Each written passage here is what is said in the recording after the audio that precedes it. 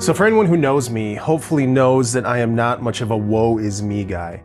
If you try to ask me how I'm doing, I probably won't offer up the full truth sometimes if I'm not doing the greatest. And unfortunately, I've been in a tough season of grief over the past few months.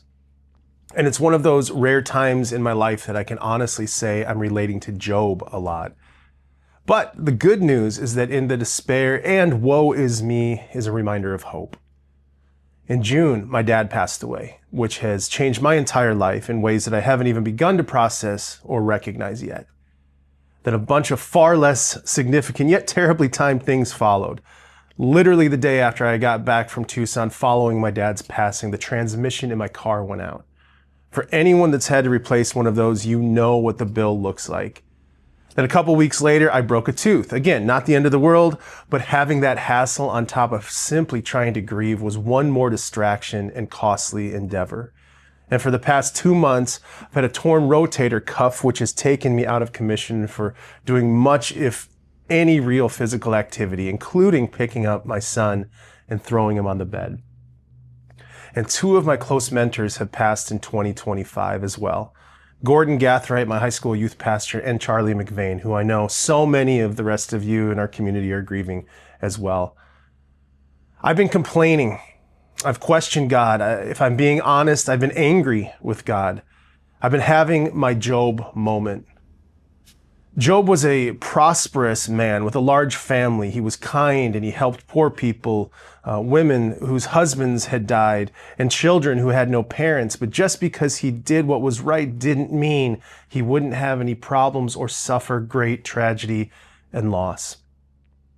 Job was hit with a number of disasters. First, people called the Sabaeans came to steal Job's cattle and donkeys. Then a fire destroyed all of Job's sheep. Another group of people called the Chaldeans stole his camels, and the servants who went looking for those animals were all killed. Next came the worst disaster. All of Job's 10 children died when their house fell on them when they were eating dinner. And on top of everything else, Job was stricken with these sores, horrible sores, all over his body that he sat around scraping at with shards of pottery just to get a moment of relief. Job was heartbroken, but he never stopped worshiping God. But the good news for Job and the reminder for us today is that God is God and we are not. And God never left Job's side. We find the moment in the book of Job in chapters 38 to 40 as he's wallowing in all of his despair, where God speaks and answered him from the eye of a violent storm. He said, "Why do you confuse the issue? Why do you talk without knowing what you're talking about? Pull yourself together, Job. Up on your feet, stand tall. Now I will question you." And God continues on for 2+ full chapters, repeatedly questioning Job about all of the things he knows that he cannot answer. Until finally, God ends his absolute mic drop moment in the whirlwind and says, "Will the one who contends with the Almighty correct him? Let him who accuses God answer him." To which Job answered the Lord, "I am unworthy. How can I reply to you? I put my hand over my mouth. I spoke once, but have no answer. Twice, but I will say no more."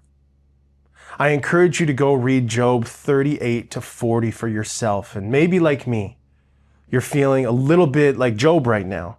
Everything seems to have piled on and you're having a tough time seeing beyond it and through it.